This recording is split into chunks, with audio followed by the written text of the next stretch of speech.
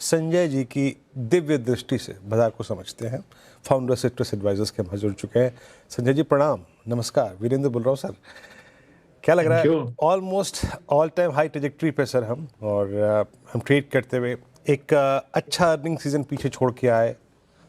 Trade deal का इंतज़ार करते करते अब आप समझिए बाजार थक चुका है। अब तो हम बात भी नहीं करते।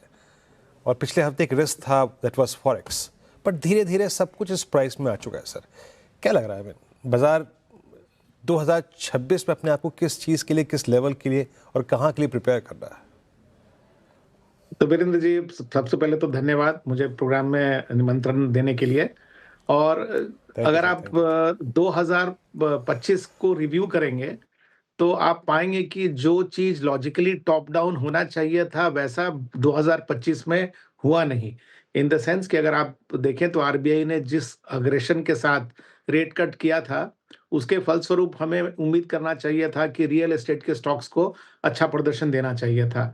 लेकिन अगर आप इंडेक्स के तौर पे देखेंगे तो रियल एस्टेट का प्रदर्शन 2025 में one of the worst performance रहा। मेरे ख्याल से 2026 में इस अबेरेशन की कुछ करेक्शन की संभावना है। मैं ये नहीं कह रहा कि रियल एस्टेट के स्टॉक भागने लगेंगे, बट मेरा ये कहने का मतलब है कि जो रेट सेंसिटिव स्टॉक्स हैं जिन्होंने कि 2025 में उतना अच्छा प्रदर्शन नहीं दिया है, वो शायद 2026 में अच्छा प्रदर्शन देंगे। और आपने ये बिल्कुल सही कहा कि हम अपने मार्केट में एक स्टेबिलिटी देख रहे हैं रूपी को लेके। तो ये बात तो बिल्कुल सही है क्योंकि देखिए पिछले कुछ सप्ताह में, पिछले कुछ महीनों में जब भी रूपी वीक हुआ है, तो हमारा बाजार भी वीक हुआ है। हो सकता है कि उसका डायरेक्ट कनेक्शन लोग इस बात से एस्टैब्लिश कर रहे हैं कि रूपी की वीकनेस एफआईआई की सेलिंग को प्रोत्साहित करेगी। लेकिन जो भी कारण हो, रूपी अगर 2026 में इसी लेवल पर स्टेबलाइज करती है तो अच्छी बात है। और अगर रूपी में वीकनेस आती है तो हमें थोड़ी सी बाजार पे प्रेशर के लिए प्रिपेयर्ड होना चाहिए। अच्छा, ठीक है, यूरोपी का फैक्टर भी हो गया। बाकी आपने मोटे तौर पे एक व्यू भी दिया मार्केट का। अच्छा सर, 2026 में जैसे कि आपने जिस बात को लेकर आप थोड़े सकारात्मक भी थे, लेकिन उसका प्राइस एक्शन बहुत स्ट्रॉन्ग नहीं देखा। रेट कट्स हुए, लेकिन उसका एडवांटेज सबसे बड़ा लिया पीएसयू बैंक्स ने। इंडेक्स ऑल टाइम हाई पे गया। उन्होंने अपनी तेजी के क्रम में प्राइवेट बैंक्स को बहुत पीछे छोड़ दिया। आइए इन रेट सेंसिटिव्स पे बात करते हैं। 2026 में भी क्योंकि इन्फ्लेशन आपका बहुत कंट्रोल्ड है, थैंक्स टू क्रूड 60 की ट्रेजेक्टरी में आपका सेटल्ड है। 2026 में आप रिस्क रिवॉर्ड रेशो को देखते हुए किस पे फोकस करेंगे? हर तरफ एग्रेशन है, चाहे वो पीएसयू बैंक्स हो, चाहे वो एनबीएफसीज हो, बट इस एग्रेशन में कहीं मिसिंग पार्ट है प्राइवेट बैंक्स। किस पे फोकस करना चाहिए? क्योंकि आप एनबीएफसीज को देखिए, आई मीन श्रीराम फाइनेंस की डील के बाद क्या एग्रेशन है, लुक एट एल&टी फाइनेंस, क्या एग्रेशन है। तो विनोद जी, ये जो रेट कट की ट्रेंड शुरू हुई 2025 में आरबीआई के द्वारा, मेरे ख्याल से इसका डिलेड इम्पैक्ट हम बाजार में देखेंगे।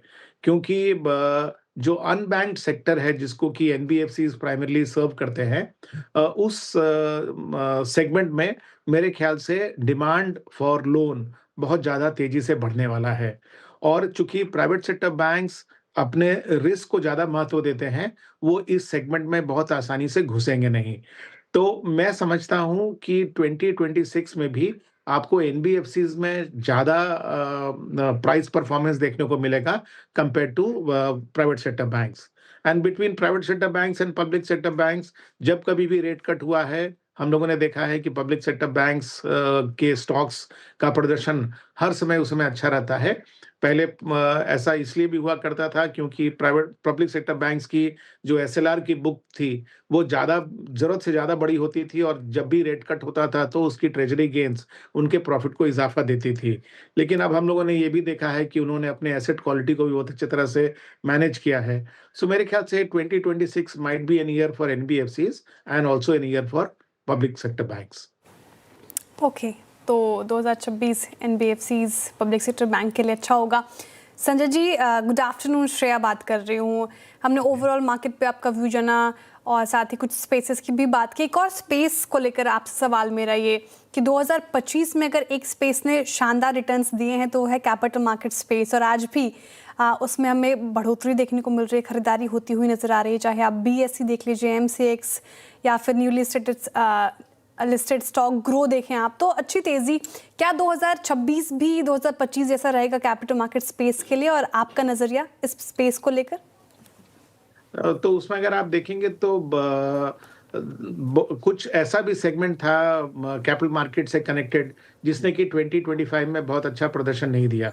इन द सेंस कि अगर आप देखें तो अधिकतर जो ब्रोकिंग कंपनीज के स्टॉक्स थे उन्होंने ज़्यादा अच्छा प्रदर्शन नहीं दिया, और ऐसे भी गिने चुने ही स्टॉक्स हैं जो कि प्राइमरी रूप से इस सेगमेंट को रिप्रेजेंट करते हैं इन दी इंस्टीट्यूशनल इन्वेस्टर के परिवेश में। तो मुझे लगता है कि 2026 में अगर आप 2025 के कंपैरिजन में देखें तो निफ्टी ने करीब 9% का रिटर्न दिया है, मिड कैप इंडेक्स ने करीब 4.5-5% का रिटर्न दिया है, और स्मॉल कैप इंडेक्स का परफॉर्मेंस तो नेगेटिव है। मुझे लगता है कि 2026 में हमें ये सिचुएशन को रिवर्स होते हम देखेंगे, यानी कि मिड कैप स्मॉल कैप में ज़्यादा एक्टिविटी आएगा। इसका रिफ्लेक्शन मुझे लगता है कि ब्रोकिंग के स्टॉक्स पर होना चाहिए। और रहे जो बाकी सेगमेंट जैसे कि जो मार्केट इंटरमीडियरीज हुए या जो एसेट मैनेजमेंट कंपनीज है, मेरे ख्याल से एक बहुत शानदार परफॉर्मेंस तो उन्होंने अब तक दे दिया है। हो सकता है कि 2026 में उस तरह का शानदार परफॉर्मेंस हम उनमें ना देख पाएं। ओके, तो काफ़ी सेग्रीगेटेड है ये स्पेस, और वैसी अप्रोच अपनानी चाहिए। लेकिन संजय जी, IT स्पेस को लेकर भी मेरा क्वेश्चन है। 2024 काफ़ी सुस्त रहा, और इनफैक्ट 2025 भी, लेकिन जिस तरीके से अब हम साल के अंत में हैं और जिस तरीके से रिवर्सल IT स्पेस में देखने को मिला है, क्या अब यहाँ पे फुल फ्लेज रिकवरी आपको देखने को मिल रही है, या फिर अभी भी ग्रीन शूट्स हैं? मेरे ख्याल से अभी भी ये ग्रीन शूट्स हैं, क्योंकि जिस तरह का स्ट्रक्चरल ट्रांसफॉर्मेशन इस इंडस्ट्री में हो रहा है, जो ट्रेडिशनल मॉडल हुआ करता था जहां पर कि लार्ज मैन पावर को डिप्लॉय करके सर्विस सॉल्यूशंस प्रोवाइड करती थी भारत की लार्ज IT कंपनीज, वो मॉडल आज के संदर्भ में रेलेवेंट नहीं है। लेकिन जैसा कि भारत की बड़ी कंपनियों ने पिछले कई IT के साइकिल्स में दर्शाया है, वो अपने बिजनेस मॉडल को इस नई उभरती परिस्थिति के अनुसार वो अपने आप को ढाल लेंगे। लेकिन ये ट्रांजिशन प्रोसेस इतना जल्दी खत्म नहीं होगा। तो मैं समझता हूँ कि चूंकि ये प्रोसेस शुरू हो गया है, उसका एक छोटा सा रिफ्लेक्शन हम देख रहे हैं इस सेक्टर के प्राइस परफॉर्मेंस में, और जैसा कि आपने सही शब्द का प्रयोग किया है, मैं समझता हूँ ये ग्रीन शूट्स है। हालांकि इसके कंपैरिजन में अगर हम मिड कैप IT कंपनीज को देखें तो उन्होंने अपने बिजनेस मॉडल को बहुत जल्दी इस नई परिस्थिति के अनुसार ढाल लिया है, और उसका रिफ्लेक्शन उनके नंबर्स में भी दिख रहा है। तो मेरे ख्याल से मिड कैप कंपनीज की जो तेजी है वो बरकरार रहेगी, और जो लार्ज कैप IT कंपनीज है उनमें अगर शुरुआत अभी हुई है तो धीरे धीरे ही वो तेजी पकड़ेगा। ये संजय जी, ये मेटल्स और स्ट्रॉन्ग रहे, I mean industrial metals specially अगर आप देखें तो कॉपर या फिर प्रीशियस मेटल्स भी इंक्लूड कीजिए आप। मेरे ख्याल से बहुत सारे हाउस व्यूज FY26 के लिए नहीं मतलब CY26 के लिए माफ़ कीजिएगा, गोल्ड पे 4800 का टारगेट लेके चल रहे हैं। ये डोमिनेशन मेटल्स की कायम रहेगी क्या? तो वीरेंद्र जी, उसको आपको दो भाग में बांट देना पड़ेगा, industrial metals and the precious metal, क्योंकि दोनों के पीछे जो फैक्टर्स काम कर रहे हैं वो अलग हैं। जहां तक प्रेशियस मेटल की बात है, जिस तरह की डिमांड सेंट्रल बैंकर्स ने दिखाई है गोल्ड के प्रति, ऐसा हम लोगों ने पहले नहीं देखा था।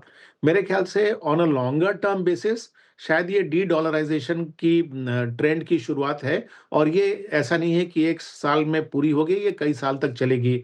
तो मैं समझता हूं कि प्रेशियस मेटल के लिए डिमांड बरकरार रहेगा।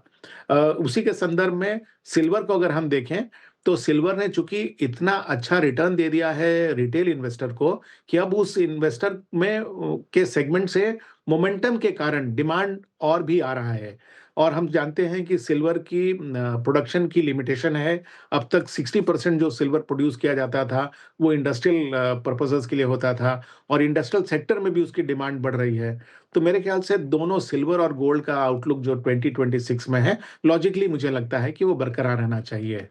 रही बात जो बाकी कमोडिटीज़ हैं, जैसे कि फेरस और नॉन फेरस मेटल्स हैं, मेरे ख्याल से अगर इकोनॉमिक आउटलुक वर्ल्ड के लिए 2026 में अगर अच्छा है, चाइना की भी इकोनॉमी में अगर इम्प्रूवमेंट और ज़्यादा तेज़ी पकड़ती है, तो मेरे ख्याल से दोनों फेरस और नॉन फेरस मेटल्स भी 2026 के लिए एक रेलेवेंट सेगमेंट रहेगा। ओके, तो मेटल्स में काफ़ी पॉजिटिव है संजय जी। लेकिन एक और स्पेस, क्विक कॉमर्स स्पेस, काफ़ी चर्चित स्पेस है, बर्निंग स्पेस भी कह सकते हैं संजय जी इसको। लेकिन इटर्नल ने जिस तरीके से हाल में गिरावट दिखाई है, स्विगी भी थोड़ा कमज़ोर है, अब जेप्टो का आईपीओ भी आने वाला है, ऐसे मूड मॉल में क्विक कॉमर्स स्पेस को लेकर आपका नज़रिया क्या है? तो देखिए, सबसे पहली बात तो ये है कि जहाँ पर एज एन इन्वेस्टर हम इस स्पेस को बहुत डर के साथ देखते थे, काफ़ी हद तक उनके बिजनेस मॉडल्स के फ़ैमिलियरिटी के कारण वो डर काफ़ी हद तक दूर हो गया है। इसी के लिए अगर आप देखेंगे तो इनके शेयर होल्डिंग में भी जो इंस्टीट्यूशनल पार्टिसिपेशन है, वो पहले से ज़्यादा दिखता है। रही बात कि इनकी वैल्यूएशन को जो हम ट्रेडिशनल मापदंड से देखते थे, वो मापदंड इनके लिए एप्लीकेबल नहीं था। वो भी अगर आप देखिए तो वो भी नज़रिया जो है वो बदल रहा है, क्योंकि अब ये काफ़ी ऑपरेटिंग लेवल पर इनमें से बहुत सारी कंपनीज़ हैं, जो कि अपनी प्रॉफिटेबिलिटी को दर्शा रहे हैं। तो मेरे ख्याल से एज़ एन इन्वेस्टमेंट सेगमेंट, ये जो न्यू एज की कंपनीज़ हैं, वो अब हर पोर्टफोलियो के में एक रेलेवेंट जगह अपने लिए बना रही हैं और इसको इग्नोर करना संभव नहीं है अब। ओके, मेटल से बातचीत भी हो गई है, न्यू एज स्टॉक्स पे भी हो गई। अच्छा, अभी रेलवे की बात हुई थी इसी कार्यक्रम में एक बार। मैं आपसे डिफेंस से पूछना चाहूँगा। डिफेंस मोर और less negative with price damage पिछले 4 महीने में रहा। मैं जी। बहुत सारी रिपोर्ट्स पढ़ रहा था उसमें, मतलब मेरे ख्याल से FY26 बजट एलोकेशन था हमारा डिफेंस का, इट वाज 6.8 ट्रिलियन। अगर ये 8 ट्रिलियन क्रॉस कर गया, संजय जी क्या लग रहा है, मैं डिफेंस में क्या क्या पिक करना चाहिए इस वक्त?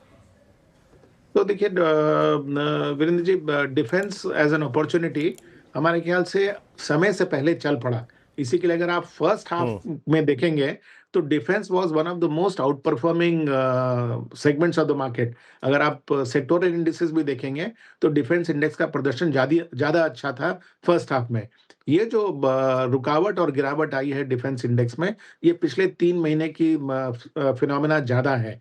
मैं समझता हूँ कि डिफेंस कंपनीज़ के लिए डोमेस्टिक अपॉर्च्युनिटी तो है ही, लेकिन जिस तरह से एग्रेसिवली भारत की सरकार हमारी डिफेंस कैपेबिलिटी को फॉरेन कंट्रीज़ में मार्केट कर रही है, ये अपॉर्च्युनिटी डोमेस्टिक से कहीं ज़्यादा है। इसमें जो सबसे बड़ा रिस्क है, वो है एग्ज़ीक्यूशन का रिस्क। इतनी बड़ी अपॉर्च्युनिटी को ये किस तरह से एग्ज़ीक्यूट कर पाएँगे? अभी हाल में आपने देखा कि एक हादसा जो हुआ दुबई में, उसके कारण कैसे नज़रिया बदल गया डिफेंस के कंपनीज़ के बारे में। तो मेरे ख्याल से इस तरह की सेटबैक्स ना हो तो अच्छी बात है। कंपनीज़ की एग्ज़ीक्यूशन की एबिलिटी जितना ज़्यादा स्केल पर बढ़ेगी, उतना ही मेरे ख्याल से इनका आउटलुक पॉजिटिव होता जाएगा। ओके, तो फिलहाल ये व्यू डिफेंस स्पेस को लेकर बहुत बहुत शुक्रिया संजय जी, आज हमारे साथ जुड़ने के लिए, थैंक यू तमाम श्रेया। सवालों के इतनी अच्छी तरीके से जवाब देने के लिए, और CNBC आवाज़ की तरफ से आपको नववर्ष की हार्दिक शुभकामनाएं। आपका नववर्ष काफ़ी अच्छा जाए सर। आपका और आपके श्रोताओं को भी। Thank you so much.